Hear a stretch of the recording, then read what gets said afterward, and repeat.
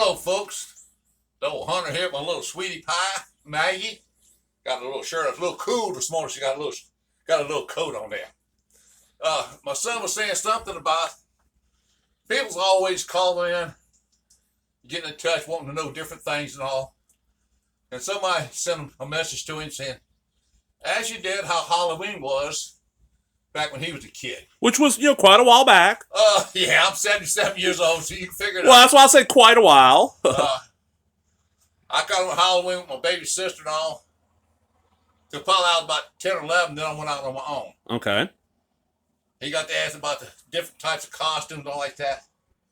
Let me tell you, folks, back then, and people my age all can remember, money was tight. Most people had large families. And most people, most kids, when they went trick or treat, here's a paper bag pulled out over your head with some kind of little face drawn in, the eyes cut. Now, that was your costume. Okay? So it wasn't like we saw in the Charlie Brown special where they all wore a sheet over their head and were a ghost. You didn't? Did you see that very often back then? I did see several kids that had sheets. You could tell it was old time to get ready to throw them away. Right. The parents had made like a ghost thing hang over their head and all. And that was pretty cute. Now there were some kids that had bags and stuff and all. Everybody didn't wear bags. And some kids had a little bit better. That was the families with money, though. Yeah, a little bit more money. And when you went trick-or-treating, it ain't like it is nowadays. You don't have to worry about your kids might get something that could kill, like people putting razor blade pieces and glass and dope and all that stuff in the candy. Yeah. That didn't happen back then. You know, we was turned loose. I mean, I was like 8, 9, 10 years old. My baby sister maybe about 6. We was turned loose to trick-or-treat that neighborhood. We always went out to where my aunt lived on Crawford Street in Biloxi. Well, we lived down that damn little island out in the middle of the swamp. They wasn't no trick-or-treating out there at all. Come on, Aunt Nez? So we go to my Aunt Nez. She lived on Crawford Street, and we trick-or-treat Crawford Street. Okay. Now, this is just, Crawford Street is just your average people. You know, there ain't nobody got a big bunch of money. So when it come down to candy, a lot of the stuff you got was homemade. Ooh. Be homemade fudge. Mm. Sometimes they'd be popcorn balls, caramel popcorn balls. And sometimes it'd just be a bowl of popcorn. You get a handful of it, put it in your bag. Hey. That's all they could afford, and they was at least doing something. Exactly. I mean? But now down on the beach, I got to tell this. Okay. Down on the beach, they give away good stuff.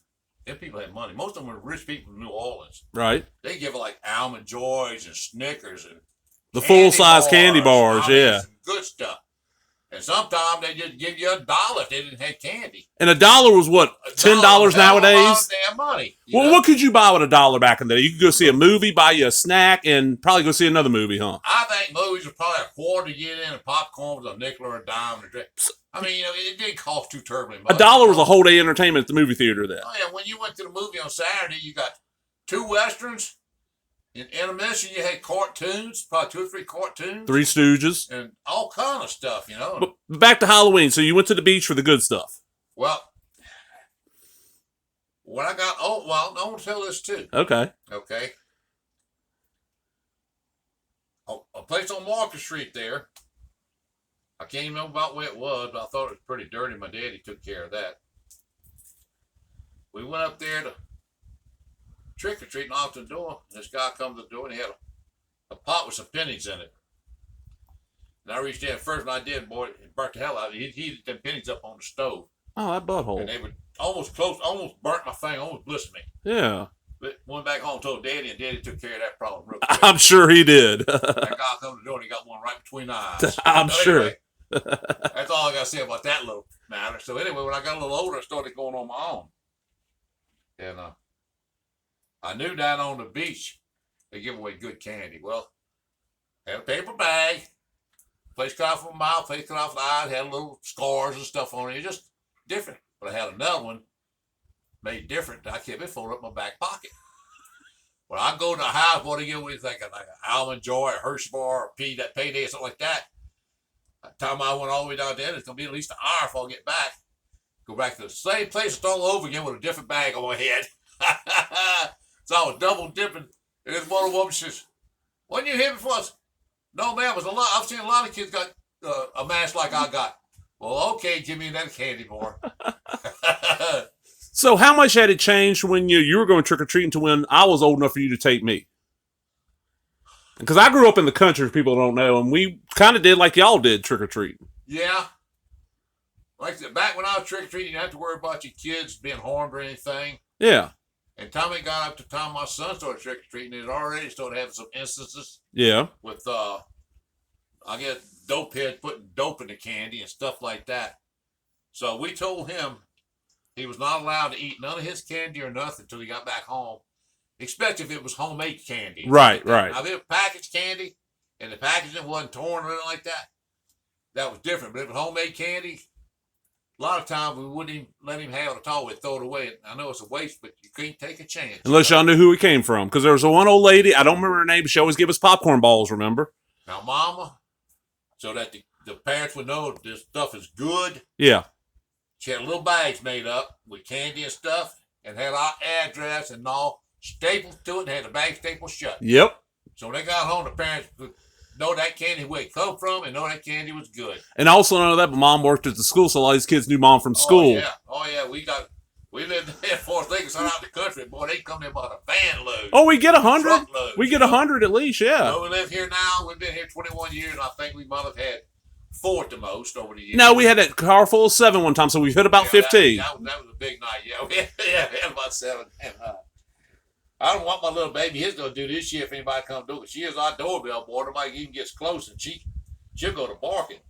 So I'm really curious what thing's going to happen this year with her. Well, the other question this person sent in is he wants to know, because every kid did it. This guy went trick-or-treating with me when we were kids.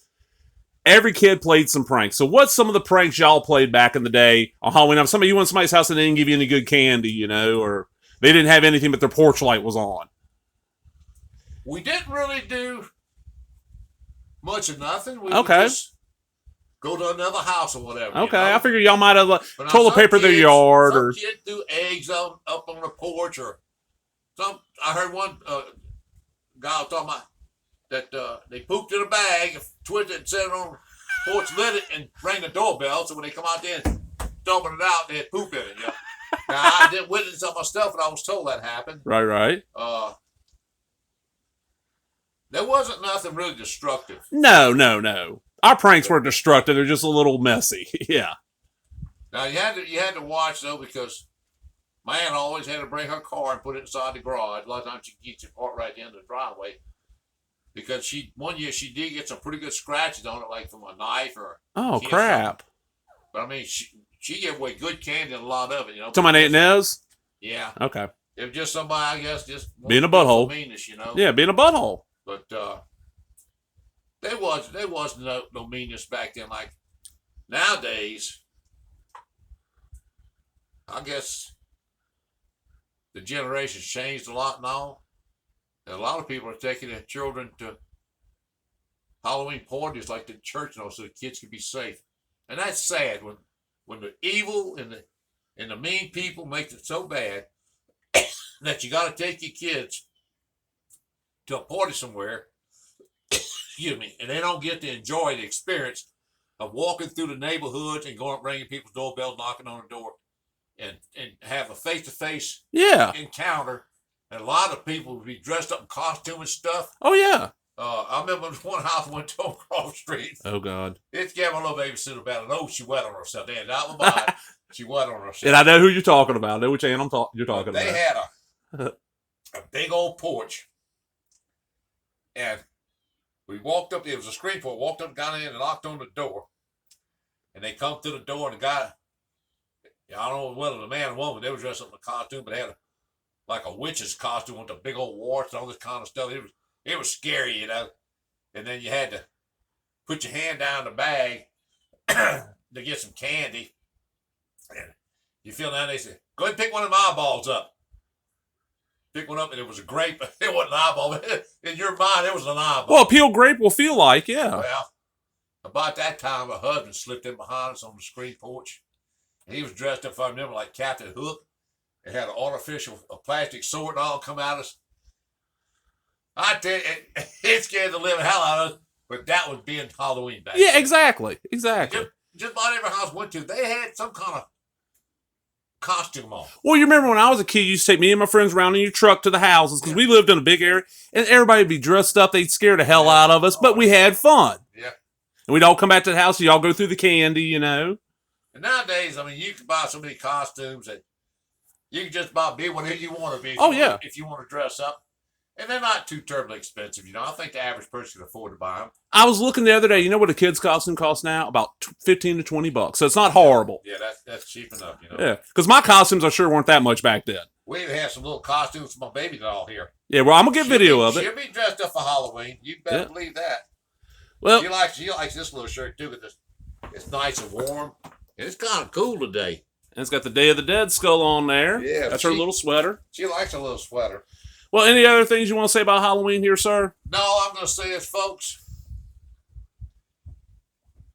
If you have to, go with your kids, house to house, so they can get that experience instead of just taking them to the mall, a church, or a mall, or something. I agree. Go in a neighborhood, and prefer the neighborhood you know the people, and go with them, and let them experience at least one time in their life what Halloween is really about. And I'm going to throw this out there real quick, and you know what I'm talking about. My two younger cousins, their mom took them every year to the stinking mall to trick-or-treat. One year, they came out to visit my grandparents, lived next door, and they got to go trick-or-treat with me and my friends. They still talk about that, and they were like 6 and 8. Because we went out in a group we had kids as old as 20, some of us as young as 6, but we're in a big, safe group, right? You know what I'm talking about. I was with the Rogers and all them. Yeah. And y'all trusted us, and we never got in trouble. Right. And we were gone for a couple hours, weren't we? Oh, yeah. But you got anything, you want to wrap it up with you're saying you wrap it always up with? Yeah, folks. I always like to say this, and it's really the truth, because I just lost a real good friend. Copus got him, ate him up, and he was a good, healthy man. So I'm begging everybody, please go get your shots. If you don't want to do it for yourself, do it for the rest of mankind, because that is the only way we're going to stop this deadly virus, is everybody get vaccinated against it. Then they can't live. Yep. But if you don't do that, you give to other people or whatever, and kids, and just watch the news, how many people is dying from this around the world. It's unreal. This is no joke. This is very serious. And I think a lot of people just now starting to open their eyes up, saying, hey, maybe I need to get that shot. Because maybe somebody knew personally or somebody close might have died from it. So now they're going to get the shot. Well, if everybody right off the bat would have got the shots, maybe these people would have never died in the first place. Yep. I mean, I don't know if I'm talking through my butt or what, but that's just kind of the way I feel about it. That's what the doctor's been saying. You got to trust the doctors. I always like to end my show with this right here. If there's something you've always wanted to do it before you get too old. Enjoy your life with the amount of money you have that you can spend. Okay, everybody got different things they can do. But if you got the money, go and do whatever you can afford to do. And enjoy life, because here's a very good saying. Life is short, but death is forever. Well, folks, I'll see you the next time. Have a great day.